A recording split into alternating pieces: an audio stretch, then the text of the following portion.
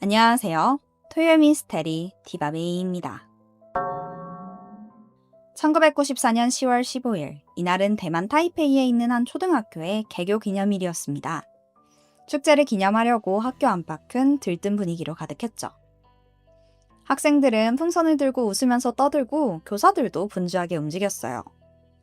그 시각 한 교사 A씨가 외부 일정을 마친 후에 오토바이를 타고 지하 주차장으로 들어옵니다. 근데 입구 쪽에서부터 뭔가 이상한 기운이 느껴지더라고요. 저기 흰색 소형차 한 대가 시동이 걸린 채 문도 다 열려져 있는 거예요. 당시 차로 통근을 하던 교직원은 드물었거든요. 그래서 곧 그 차량이 동료 교사인 오샤오후이의 것임을 알아챕니다. 생각해보니까 샤오후이 쌤이 축제 쉬는 시간에 틈내서 간단히 세차를 하고 오겠다 말했었거든요. 그래서 그랬구나. 좀 도와줘 볼까? A씨는 해당 차로 다가가는데 뭐지? 멀리서 볼 땐 몰랐거든요? 근데 가까이 가서 보니까 차 주변에 막 세차 용품이랑 행주 같은 그런 잡동사니가 이렇게 흩어져 있더라고요. 그리고 그 순간 바닥에 바지와 속옷이 덩그러니 놓여 있는 걸 발견합니다. 순간 A씨는 섬뜩함을 느꼈어요. 가슴이 철렁 내려앉아서 주위를 더 유심히 살펴보는데 차량 앞쪽에 샤오후이로 추정되는 여성이 알몸으로 쓰러져 있었습니다. 근데 그 장면이 좀 기괴했어요. 쓰러진 여성의 얼굴에 흙이 이렇게 막 쌓여 있더라고요. 그는 깜짝 놀라서 급히 경찰에 신고했습니다. 피해자는 A씨의 예상대로 이 학교에서 근무하던 25살이던 교사 우샤오후이였습니다.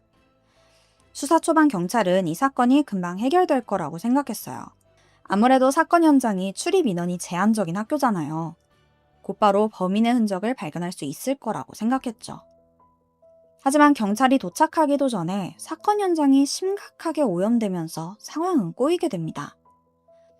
알고 보니까 샤오후이의 사망 소식을 들은 동료 경찰들이 우르르 전부 지하주차장으로 몰려들었던 겁니다. 그들은 이 안타까운 마음에 시신을 흰 천으로 덮어두고 심지어 그녀의 넋을 기린다면서 사건 현장에서 향과 부적까지 태웠죠. 이 과정에서 혹시나 남아있을 수도 있는 범인의 족적은 완전히 지워졌고 사건 현장은 전부 훼손되고 말아요. 경찰은 그나마 아무도 손대지 않은 차량 내부에서 지문 2개를 찾아냈습니다. 하지만 당시 지문 데이터베이스에서 일치하는 인물이 전혀 없어요. 애초에 1990년대 중반 대만은 전 국민의 지문 데이터베이스를 갖추고 있지 않았거든요. 그니까 현장에서 유의미한 증거가 전혀 발견되지 않은 겁니다. 이제 믿을 건 부검뿐이었어요. 처음에는 피해자 목에 브레이지어가 감겨 있어서 질식사로 추정했습니다. 근데 사인이 질식사가 맞기는 했어요. 하지만 정작 결정적인 원인은 다른 거였습니다. 부검이가 그녀의 입을 조심스럽게 열자 그 안에서 흙이 우수수 쏟아져 나옵니다. 여러분 혹시 기억나세요? 처음 시신 발견 당시에 얼굴에 흙이 전부 쌓여 있었다고 했잖아요. 그게 샤오후이의 기도까지 꽉 차 있던 겁니다. 이 말은 즉슨 그녀는 흙에 숨이 막혀 사망했다는 걸 뜻합니다. 이게 참 이 얼굴에만 흙을 쌓아서 질식시켰다는 게 이게 너무 끔찍하지 않나요? 경찰은 범인이 피해자를 성폭행 시도하다가 격하게 반항하자 목 졸라 기절시켰고 그 후에 입과 코에 흙을 부은 후 그 위에 물까지 뿌렸을 것으로 추정합니다. 추후에 이어진 조사로 피해자의 손톱과 하반신에서 범인의 체액과 DNA를 발견하기는 했어요. 하지만 당시 기술로는 혈액형 수준까지만 식별이 가능했다고 해요. 그렇기 때문에 결정적인 단서로 볼 수는 없었죠. 그렇게 사건은 점점 미궁 속으로 빠져들었습니다. 언론은 이 사건을 대대적으로 보도합니다. 특히 피해자의 아버지가 경찰 간부였다는 점에서 사회의 이목은 더욱더 집중됐죠. 게다가 시신의 상태가 너무나 기이했잖아요. 때문에 사이비 종교 단체의 소행이 아니냐라는 루머까지 돌기도 했습니다. 이렇게 전국적으로 관심이 쏠리다 보니까 어떻게든 빠르게 범인을 찾아내야 했어요. 그래서 교직원, 근처 공사장 인부, 지역 주민, 전과자 등 수십 명의 지문을 비교해봤지만 차량에서 발견된 지문과 일치하는 사람은 단 한 명도 없었습니다. 그 후에도 이렇다 할 증거는 나오지 않았고 사건은 장기미제로 접어듭니다. 그렇게 사람들의 기억 속에서도 조금씩 희미해져 갔죠. 시간은 8년이나 흘려버립니다. 2002년 여름 우 샤오후이의 아버지 우전지는 딸 사건 이후로 하루도 마음이 편한 날이 없었습니다. 이따금 딸이 꿈에 나와서 자신을 바라보는 장면을 꾸기도 했었죠. 그런데 이상하게도 최근 들어 딸이 꿈속에서 미소를 짓기 시작했다고 해요. 이때 그는 직감적으로 무언가를 느꼈습니다. 이 뭔가 달라졌다고요. 왠지 사건이 해결될 것만 같았죠. 그리고 그 예감은 적중합니다. 2002년 8월 7일 아버지의 날을 하루 앞둔 날 한 통의 전화를 받게 되는데 범인 잡았습니다. 8년 만에 사건이 해결된 겁니다. 이렇게 밝혀진 범인의 정체는 충격적이에요. 그들은 총 2명이었는데 23살이던 황칭펑과 19살이던 왕유첸이었죠. 사건 당시에는 겨우 15살, 11살이었어요. 이 어린애들이 어떻게 이렇게 끔찍한 범죄를 저지른 걸까요? 지문이 나오지 않은 이유도 이 때문이었죠. 어린아이들의 지문을 대조해보진 않았으니까요. 그럼 대체 이 아이들은 어떻게 검거될 수 있었던 걸까요? 먼저 꼬리가 밟힌 건 황칭펑이었습니다. 그는 2001년 캐나다 여성을 성폭행한 혐의로 체포되면서 지문이 채취됐고 미제 사건 전담팀의 정기 지문 매칭 시스템에 전달되었어요. 이랬다가 여기서 딱 걸린 겁니다. 차량 내부에서 지문이 발견됐다고 했잖아요. 이거랑 딱 일치했던 거예요. 그러니까 범죄를 저지르다가 잡힌 거예요. 진짜 답도 없는 앤 거죠. 네, 아무리 지문이 일치했다고 해도 또 다른 증거 없이 이것만으로는 범인이다 라고 확정할 수는 없잖아요. 경찰은 사건과의 연관성을 좀 더 찾아보기 위해서 그의 신상부터 천천히 살펴봅니다. 황칭펑은 아직도 8년 전 사건이 일어났던 학교 근처에서 살고 있었습니다. 일단 그의 동창들을 찾아가서 황칭펑에 대해서 물어봤는데 생각보다 많은 사람들이 그를 기억하고 있더라고요. 그는 평소에 막 엄청나게 성실한 학생은 아니었지만 큰 말썽 없이 조용히 지내던 그냥 딱히 존재감 없는 애였대요. 근데 어느 시점인가부터 학교에도 잘 안 나오더니 불면증, 악몽에 시달리는 듯한 모습을 많이 보였고 종종 이불에 실수를 하기도 했대요. 뿐만 아니라 동네에서 이상한 행동을 하면서 돌아다니기도 했죠. 근데 이런 이상 행동을 보인 시점이 언젠지 아세요? 바로 샤오후이 살인사건 그 이후입니다. 이거 타이밍이 좀 이상하죠? 황칭펑은 막 술에 취해서 길바닥에서 자고 고등학교는 아예 진학하지도 않았어요. 이 모든 정황을 알게 된 경찰은 마침내 당시 군 복무 중이던 황칭펑을 체포합니다. 처음에는 황칭펑도 그냥 수치미를 뚝 떼요. 하지만 지문과 DNA라는 결정적 증거 앞에서 결국 입을 열게 된 거예요. 그리고 공범이 있었다는 그의 자백에 두 번째 범인인 왕유첸도 체포할 수 있었습니다. 그렇게 오랜 기간 해결될 기미가 보이지 않던 샤오후이 사건의 범인을 드디어 잡게 된 겁니다. 범인들이 자백한 사건 당시의 정황은 이렇습니다. 범행 당일 황치펑은 성적인 욕구가 막 억눌러진 상태였고 학교 지하주차장에서 혼자 세차를 하던 샤오후이를 우연히 마주치게 돼요. 그리고 그 순간 충동적으로 그녀를 덮쳤다고 말합니다. 이때 왕유첸도 함께였죠. 그런데 샤오후이가 예상보다 더 격렬하게 막 반항하는 거예요. 당황한 황칭펑은 그녀를 막 잠잠하게 만들기 위해서 팔로 그녀의 목을 졸랐고 결국 샤오후이는 의식을 잃게 됩니다. 하지만 이때 사망한 건 아니었어요. 문제는 두 사람이 그 상태를 보고 샤오후이가 죽었다라고 생각했고 그 순간 확 공포심이 밀려들었죠. 머릿속에서 어릴 적 들었던 기이한 설화 하나가 떠올랐거든요. 억울하게 죽은 사람은 후에 귀신이 돼서 원한을 품고 복수하러 돌아온다. 이걸 방지하려면 눈과 코를 가려서 나를 찾아올 수 없게 만들어야 복수를 피할 수 있다. 뭐 이런 이야기였어요. 그렇게 주변을 막 둘러보다가 그들의 눈에 소방용 모래가 들어옵니다. 황칭펑과 공범 왕유채는 그걸 가져와서 피해자 얼굴에 쏟아부었고 그 위에 물까지 뿌리게 된 겁니다. 혹시라도 바람에 모래가 날아갈까 겁이 났던 거예요. 시신이 기이한 모습으로 발견된 건 이 때문이었습니다. 근데 진짜 어이없는 게 또 있어요. 그렇게 현장을 빠져나온 황칭펑과 왕유채는 근처에 있는 사당으로 향하더니 사망한 샤오후이를 위해 제사까지 지냅니다. 피해자의 원혼이 자신들을 따라붙지 않게 그 노여움을 달래려는 의도였대요. 근데 이럴 거면 애초에 범죄를 안 저지르면 됐잖아요. 어쨌든 사건 이후 두 사람은 피해자의 차량을 몰고 도망치려고 했지만 둘 다 운전할 줄 몰랐어요. 당연하죠. 미성년자였으니까요. 결국 시동만 걸어둔 채 차를 버리고 현장을 빠져나가게 됩니다.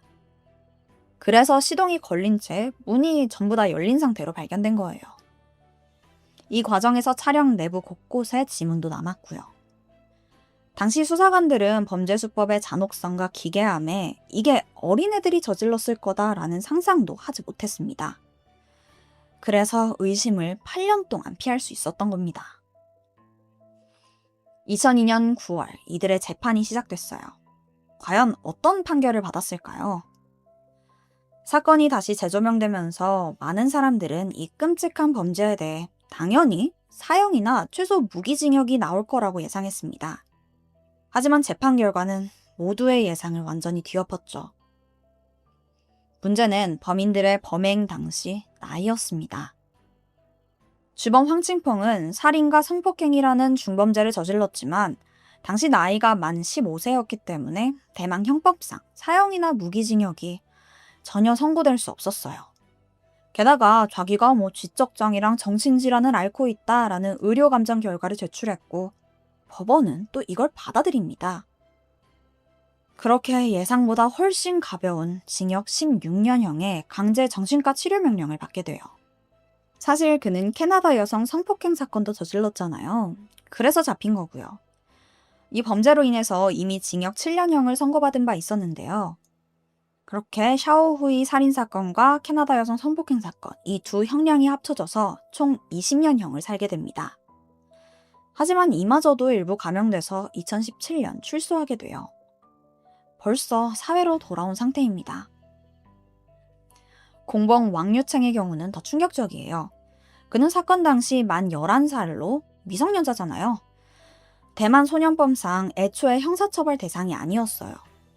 게다가 직접적인 폭행이나 성폭행에 가담하지 않았다는 점도 확인됐죠. 현장에서 모래랑 물만 날랐다고 하더라고요. 이에 따라서 그는 3년간 순화교육만 받은 후 사회로 복귀했습니다. 당시 대만 사회는 이 두 사람의 형량이 너무 가볍다면서 강하게 반발했고 여론은 법원의 판단에 대해서 분노를 터뜨렸습니다. 근데 이때 제가 정말 마음이 아팠던 부분이 있는데요. 범인의 형량을 들은 피해자의 아버지, 우전지의 반응이 저는 정말 너무 속상하더라고요. 앞서 말씀드렸듯 우전지는 경찰 간부예요. 한평생 이 조직에 있었죠. 그래서일까요? 그는 재판 이후 괴로운 눈물을 흘리면서도 나는 법을 믿는다며 법원 판결을 받아들였습니다. 단지 어리다는 이유로 짧은 형을 받고 사회로 돌아온 범인들은 어땠을까요? 과연 교화는 됐을까요? 황칭펑은 출소 후 2020년 크리스마스 또다시 성범죄를 저지릅니다. 이번에는 미성년자와의 원조교제 혐의로 체포돼요. 그는 반성은커녕 그냥 여자애가 짧은 치마 입고 있어서 참을 수가 없었다. 그리고 나 8만 원 줬는데? 이건 서로 윈윈 아니에요? 이런 황당한 이야기를 하더라고요. 황칭펑은 2번이나 처벌을 받았음에도 변한 게 하나도 없었습니다. 이번에도 너무나 가벼운 형벌을 받았고요. 겨우 징역 3개월에 추가적인 심리치료 명령을 받았는데요. 대체 이 심리치료는 누굴 위한 걸까요? 앞선 정신과 치료로도 전혀 나아지지 않았잖아요. 이럴 거면 이 인간을 그냥 사회에서 격리하는 게 황치펑 말대로 서로 윈윈 아닐까요? 황칭펑의 아버지는 언론 인터뷰에서 가난과 무지로 인해 아들을 제대로 돌보지 못한 자신의 불찰이라며 무릎을 꿇고 눈물로 사죄했습니다. 그리고 피해자 유족에게 하나로 약 8억 원 상당의 배상을 약속하기도 했죠. 하지만 끝없는 비난과 스트레스를 견디지 못했는지 극단적인 시도를 하게 됩니다. 일부 대만 언론은 가족들이 대신해서 죽음으로 죄를 갚으려고 한다라고 보도했지만 과연 이런 방식이 진정한 속죄일까요? 어쩌면 이 모든 행위 자체가 피해자 가족에겐 또 다른 형태의 2차 가해가 되는 건 아닐까 싶어요. 그리고 애초에 왜 범인 황진펑이 아니라 부모님이 나서서 사과를 하냐고요.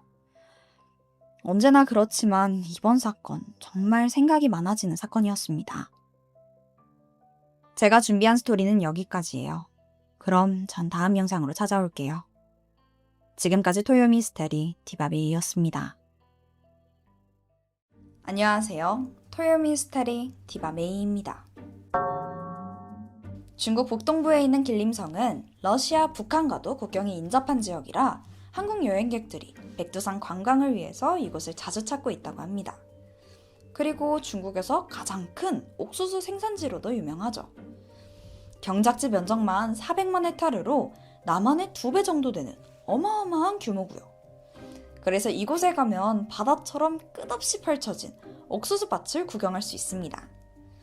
특히 옥수수는 사람 키보다도 훨씬 높이 자라기 때문에 혹여 옥수수밭에 잘못 들어갔다간 길을 잃기 쉽다고 해요. 즉, 다른 말로 하면 이곳에 누군가 죽어 있어도 아무도 모를 만한 무시무시한 장소라는 소리이기도 합니다. 지난 2016년 9월 9일 이른 아침, 옥수수밭은 수확을 앞두고 평소보다 더욱 무성하게 자라 있었습니다. 빽빽한 옥수수밭에서 주민 한 명이 수상한 걸 발견하게 돼요. 가까이 가서 확인해 보는데 그건 20대로 추정되는 젊은 여성의 시신이었습니다. 겉으로 보기에는 옷을 단정히 차려입고 눈을 그냥 감은 상태예요. 근데 미동도 없이 엎드려 있는 이 모습이 심상치 않았던 거예요. 주민은 즉각 신고를 했고 경찰이 현장에 도착합니다. 여성은 사망한 상태가 맞았어요.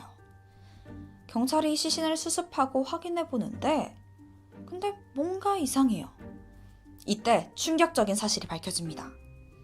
단정히 입혀져 있던 시신의 옷을 벗겨보자 온몸 곳곳이 날카로운 흉기로 그것도 아주 촘촘하게 난도질되어 있는 거예요.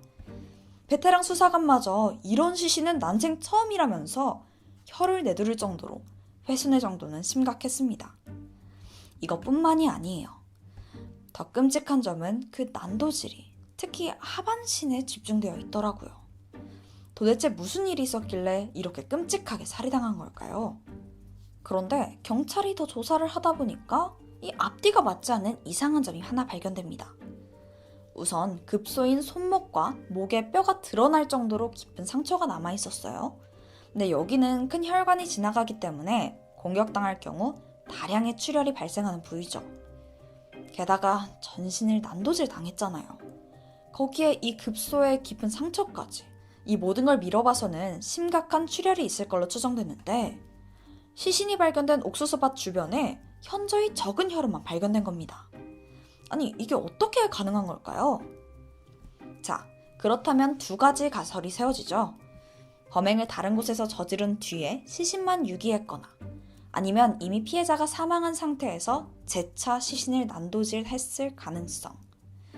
후자의 경우 이미 사망했다면 정상적인 심박수가 아니잖아요. 그러다 보니 적은 양의 출혈만 남았을 가능성이 높죠. 굳이 이미 숨진 피해자에게 이렇게 오버킬을 했다면 이 여성에게 강한 원한과 분노가 있었을 가능성이 높아요. 경찰은 원한 살인의 무게를 두고 수사를 시작합니다. 이때 불행 중 다행으로 피해자 신원은 빠르게 특정되어 인근 마을에 거주하던 26살의 여성 레슈앙. 당시 실종 상태였는데 시신의 인생착의가 그 피해자와 일치했었고 DNA 감식 결과 레슈앙으로 정확히 확인돼요.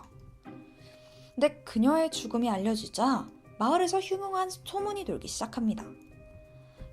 아무래도 걔가 죽였겠지. 그래, 그 인간 말고 누가 그 여자를 그렇게 죽였겠어. 주민들이 강하게 의심하는 단 한 명의 인물. 레슈앙의 남편 A씨였습니다. 사실 평소에도 부부의 사이가 좋지 않기로 유명했다고 해요. 그리고 그 이유는 남편이 바람을 피웠기 때문이었었고요. 게다가 그녀가 사망한 뒤에 보인 행동도 너무나 수상합니다. 자, 시신이 나오면서 온 마을은 충격에 빠졌어요. 경찰은 당연히 제일 먼저 피해자 레슈앙의 가족들을 찾아가게 됐고요. 아내의 죽음을 알리고 또 참고인 조사도 해야 됐으니까요. 그런데 이때 남편의 반응이 무덤덤합니다. 아내가 그렇게 잔인하게 살해당했는데도 별다른 반응이 없어요. 시부모도 마찬가지고요. 경찰의 질문에 그는 생전 그 부부 사이가 좋지 않았다는 걸 인정합니다. 근데 그게 자기가 바람을 피워서는 아니라면서 부인을 하더라고요. 애초에 자기는 불륜을 저지른 적이 없대요. 하지만 얼마 못 가 진실이 드러납니다. 남편의 휴대폰에서 다른 여성과 나눈 메시지가 발견된 거예요. 특히나 임신, 당신 책임이다 같은 내용이 포함돼 있었고요. 근데 이거 완전 빼박이잖아요. 바람을 안 폈다면 이런 문자를 받을 이유가 전혀 없으니까요. 이 모든 정황을 확인한 경찰은 그를 유력 용의자로 두고 본격적인 조사에 나섭니다. 거의 이 사건은 거의 해결된 것처럼 보여요. 금방 잡힐 줄 알았죠. 하지만 신문이 거듭되면서 사건은 새로운 국면에 접어들게 됩니다. 남편 A씨가 자포자기하는 심정으로 진실을 털어놓은 건데 그게 경찰을 혼란에 빠뜨린 겁니다. 사실 레슈앙의 남편은 사건 전부터 낯선 사람에게 온 이상한 메시지에 시달리고 있었는데 그 내용이 자신이 임신을 했고 당신이 아이 아버지니 책임지라 라고 막 원망하는 거예요. 하지만 A씨는 황당했습니다. 자기는 최근에 바람을 피운 적도 없고 혹여 술을 먹고라도 다른 여성과 잠자리를 한 적도 없거든요. 아니 있지도 않은 일로 자신을 원망하는 거예요. 상대가 누군지조차 알 수도 없고요. 근데 내 애를 가졌다고? 그렇게 당황하고 있을 무렵 이 문자를 아내 레슈앙이 발견하고 만 겁니다. 아내는 이걸 보고 남편이 바람을 피운다고 믿어요. 결국 부부는 크게 다퉜고요. 그리고 지금 이 상황에 갑작스레 아내가 살해를 당한 겁니다. 이때 남편 A씨는 아내 소식을 듣고 자신이 멀쩡해 보였던 그 이유에 대해 설명하는데 모든 사람이 자기를 의심할 거라는 걸 알고 있었기에 아내 죽음을 실패할 겨를조차 없었다고 합니다. 아무리 반박해도 이미 의심의 화살은 자기한테 꽂혀 있을 테니까요. 하지만 최소한 경찰 조사에서만큼은 간절한 마음으로 솔직하게 말하는 거라면서 막 진심으로 억울해하는 거예요. 여기에 다해 남편의 사건 당일 알리바이도 밝혀지는데 당시에 건설 현장에서 벽돌공으로 일하고 있었거든요. 그리고 아내가 살해당하던 그날 아침 일찍부터 현장에 나갔던 거죠. 그리고 그 모습을 목격한 사람이 굉장히 많았고요. 이렇게 진위 여부를 확인해보니 전부 사실이에요. 그렇다면 하루 종일 일을 하고 있었을 테니까 살인을 저지를 시간이 없잖아요. 확실한 알리바이로 인해 결국 남편은 용의선상에서 배제됩니다.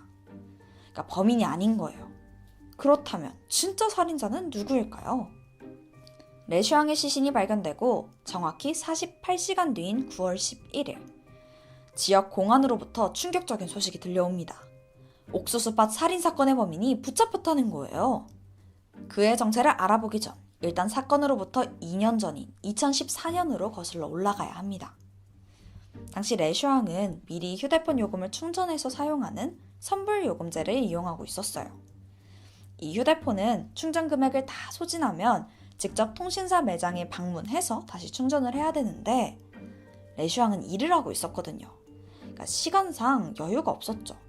그래서 고민을 하다가 인터넷 채팅방을 통해서 자신을 도와줄 수 있는 사람을 좀 찾게 됩니다. 대신해서 그 충전 좀 해달라는 거예요. 하지만 선뜻 낯선 일을 도와주겠다는 사람은 나타나지 않습니다. 그렇게 한동안 아무런 답변도 없던 그녀의 게시글에 댓글 하나가 달린 거예요. 제가 도와드릴게요. 이후 두 사람은 서로를 위챗 친구로 추가해요. 레슈앙은 개인 메시지로 해당 네티즌에게 자신의 휴대폰 번호를 보냈고 얼마 지나지 않아 휴대폰에 50위안이 충전되었다는 그 메시지가 도착합니다. 당시 그녀는 자신을 도와준 이 친절한 사람에게 큰 감동을 받았다고 해요. 그리고 메시지를 이어갔고요. 너무 감사해요. 그리고 50만 위안은 제가 만나서 돌려드릴게요. 혹시 언제 시간 괜찮으세요? 제가 식사 대접이라도 할게요. 그 후 두 사람은 인근의 작은 식당에서 만남을 갖게 돼요. 자, 레시앙을 도와준 이는 당시 28살이던 남성 가오웨이였습니다. 레슈앙은 그의 도움이 자기한테 얼마나 도움이 됐는지 또 얼마나 감사했는지 표현했어요. 근데 둘이 좀 얘기를 하다 보니까 말이 잘 통하더라고요. 그렇게 대화의 물꼬를 트다 보니 점점 본인의 가정사까지 털어놓게 됩니다. 사실 레슈앙은 최근 남편과 크게 다투고 집을 뛰쳐나온 상태였거든요. 거기에 하필 휴대폰마저 끊긴 상황인데 이게 또 가까운 사람한테 말하기는 부끄럽잖아요. 근데 또 폰은 써야 되고. 그래서 결국 인터넷에서 제3자의 도움을 받았던 거고요. 이때 선뜻 손을 내밀어준 가오웨이가 그녀에겐 진짜 거의 구세주 같았죠. 그런데 가오웨이도 당시 굉장히 힘든 상황을 겪고 있었어요. 그는 최근 막 어머니가 돌아가셔서 기분이 굉장히 울적했었거든요. 그렇게 둘은 서로의 고민을 털어놓으면서 많은 대화를 하게 되었고 이후로도 종종 위챗으로 연락을 하며 친한 친구 사이로 지내게 됩니다. 한편 레슈앙은 작은 휴대폰 액세서리 가게를 운영하고 있었어요. 그러다가 가끔 도움이 필요할 때마다 자연스럽게 가오웨이에게 연락을 했었고 그 역시 기꺼이 달려와 그녀를 도와주면서 두 사람의 관계는 점점 더 특별해져 갔습니다. 특히 가오웨이는 레슈앙을 도와줌으로써 난생 처음 느끼는 행복을 경험합니다. 사실 그는 가난한 집에서 자라면서 지금껏 단 한 번도 연애 경험이 없었거든요. 늘 연애는 자기 인생에서 사치다라고 생각했었고 누굴 돕는 일? 거리가 멀었었죠. 그런데 우연히 베푼 작은 선행이 그에게 생각지도 못한 만족 그리고 인연까지 안겨준 거예요. 그렇게 처음에는 호감 정도였던 그냥 가벼운 감정이 점점 더 사랑으로 발전하게 됩니다. 레슈앙을 좋아하게 된 거예요. 그의 눈에 레슈앙은 무뚝뚝한 남편의 모진 시어머니까지 상당히 힘든 삶을 살고 있었어요. 이런 취급받을 여자가 아닌데 나랑 결혼하면 더 행복하지 않을까?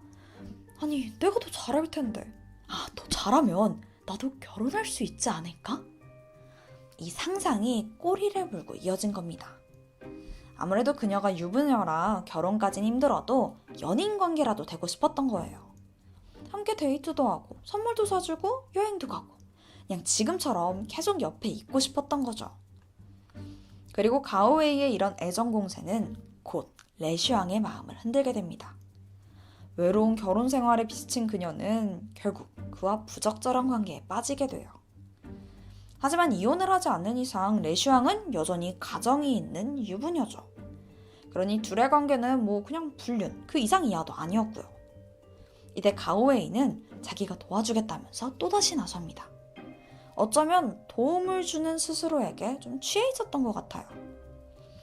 레슈앙은 도대체 무슨 짓을 할 거냐 어떻게 할 거냐 라고 물었지만 그는 일단 그냥 자기만 믿으라면서 다 생각이 있다고 자신을 합니다. 그리고 얼마 후부터 레슈앙의 남편은 낯선 문자 메시지를 받기 시작한 거고요. 내가 당신의 아이를 임신했다. 이게 바로 가오웨이의 방법이었어요. 그는 위챗에 가짜 계정을 만든 뒤 인터넷에서 한 여성의 얼굴 사진을 불펌했고 이걸 프로필에 올려두고는 레슈앙의 남편에게 끈질기게 연락한 겁니다. 그를 바람핀 남자로 몰고 간 거죠. 당시 가오웨이는 자기가 정말 똑똑한 방법을 썼다고 생각했다고 해요. 레슈앙 또한 이 작전을 눈치채고 남편에게 너 바람폈냐? 이 구실을 잡아서 이혼까지 할 생각이었고요. 이때 남편은 너무나 억울했지만 일단 화가 난 아내를 달래기 위해 행동을 달리하기 시작합니다. 평소보다 더 다정해졌고 아내를 거의 공주님처럼 막 대접해주기 시작해요. 시부모 역시 며느리의 눈치를 봤고요. 그리고 이때부터 상황이 좀 묘하게 흘러갑니다. 평소 레슈앙은 모진 시댁과 그 무뚝뚝한 남편이 불만이었어요. 그런데 이들의 태도가 달라지니까 이 결혼 생활이 나쁘지 않더라고요. 게다가 레슈앙은 가오웨이와 그 바람을 핀다는 사실에 또 은근한 죄책감을 시달리고 있었거든요. 이 상황에서 남편이 잘해주니까 이 부적절한 관계를 이어나갈 이유가 전혀 없어진 거죠. 더 이상 자신의 이 안락한 가정을 깨고 싶지 않아진 거예요. 한편 이런 감정의 변화를 몰랐던 가오웨이는 하루빨리 이혼하고 자신과 결혼하자면서 레슈앙을 조르기 시작합니다. 이때 그녀는 조금만 더 기다려줘라. 2년 안에는 이혼할 거다 라면서 달랬지만 사실 그럴 마음이 전혀 없었습니다. 가정이 평화로워진 것도 있고 레슈앙이 보기에 가오웨이는 돈도 잘 못 벌고 집안도 좀 좋지 않았거든요. 근데 지금 가정은 훨씬 형편이 좋았고 또 먹고 살만한 집이에요. 무엇보다 남편 역시 벽돌공으로 꽤나 안정적인 수익을 벌고 있었고요. 그녀는 점점 더 가오웨이와 거리를 두기 시작합니다. 이번에는 가족 모임이 있어서, 그 다음 주에는 남편 친구 모임이 있어서 뭐 이런 각종 핑계로 약속을 미뤘고 결국 두 사람은 한 달이 넘게 만나질 못해요. 그러자 가오웨이는 초조해집니다. 아니 지속적으로 연락을 시도했지만 레슈앙은 어딘가 차가워진 듯 했고요. 하지만 그럼에도 끈질기게 매달리는데 그러자 어느 날 받은 연락. 우리 그만하자. 가오웨이는 이 싸늘한 답에 슬픔보다는 분노가 치밀었어요. 이 유부녀가 자신을 가지고 논 것 같았고 자기는 완전 바보같이 속은 것 같았죠. 그렇게 그는 범행을 계획한 거예요. 사건 당일인 2016년 9월 9일 이른 아침, 그는 직접 레슈앙을 찾아가요. 그녀가 매일 출근하는 길을 지키고 있다가 딱 나타난 거예요. 랭슈앙이 당황하자 가오웨이는 잠깐만 이야기하자면서 간절하게 부탁합니다. 결국 그에 못 이겨서 한적한 옥수수밭으로 따라간 거고요. 그녀에겐 이게 불편한 상황이긴 했지만 그래도 별 위협을 느끼진 못했던 것 같아요. 이 남자가 평소에도 소심하고 조용한 성격이다 보니까 무슨 일을 벌이겠어 라고 생각한 겁니다. 그저 이참에 확실히 이별해야겠다 이 정도 생각을 했던 거예요. 두 사람은 주민들의 눈을 피해 어느덧 깊은 옥수수밭으로 들어갑니다. 울창한 옥수수밭 한가운데에서 가오웨이가 먼저 입을 열어요. 언제 이혼할 거냐고요. 그러자 랭슈앙이 대답합니다. 나는 가족이 있어. 우리가 결혼하는 건 불가능해. 생각해봐. 당신은 돈도 없고 집도 없는데 이혼하면 내가 어떻게 살 수 있겠어. 사랑이 아니라 조건 때문이라는 이 차가운 거절에 가오웨이는 돌변합니다. 아니 사실 원하는 답을 듣지 못했다면 이를 저지를 생각이었던 거예요. 그는 챙겨온 칼을 꺼내들고 바로 그녀에게 달려들어요. 랭슈앙이 비명을 지르면서 도와달라고 소리쳤지만 이 외딴 옥수수밭에서 외침이 누군가에게 들릴 리가 없었죠. 칼을 휘두르던 가오웨이는 결국 랭슈앙의 목을 강하게 졸라 살해합니다. 하지만 분풀이는 계속돼요. 급소며 여기저기에 칼을 휘둘렀고 특히나 그 공격은 하반신에 집중됩니다. 배신에 대한 감정이 거기에 들어있던 거죠. 한편 경찰은 랭슈앙과 가까웠던 주변인들을 추적하는 과정에서 가오웨이의 존재를 파악할 수 있었어요. 조사를 해보니 이미 범행 후 일하던 공장에서 자취를 감추고 행방불명된 상태더라고요. 경찰은 대대적인 수색 끝에 허름한 임대주택에 숨어있던 그를 체포하게 됩니다. 옷가지에서는 혈흔이 발견되었는데 랭슈앙의 DNA와 완벽하게 일치했죠. 결국 가오웨이는 모든 범행을 자백했습니다. 범행 동기는 자신을 거절한 것에 대한 분노였고요. 2017년 6월, 그는 살인과 사체 모욕 혐의로 사형을 받게 됩니다. 개인의 감정을 이유로 여성을 죽이고 또 시신을 훼손한 극단적인 행동을 한 것은 절대 용서받을 수 없었죠. 물론 피해자가 저지른 불륜 또한 결코 떳떳한 행동은 아니에요. 하지만 남편과 이혼하지 않고 또 자기랑 결혼해주지 않는다고 해서 사람을 죽이는 것, 이건 더더욱 용납할 수 없는 일이잖아요. 2018년 8월, 가오웨이의 형이 집행되었습니다. 이제 더 이상 그는 이 세상에 존재하지 않죠. 한순간의 증오가 불러온 너무나 처참한 결말이었습니다. 오늘 제가 준비한 스토리는 여기까지입니다. 지금까지 토요 미스터리 디바 메이였습니다.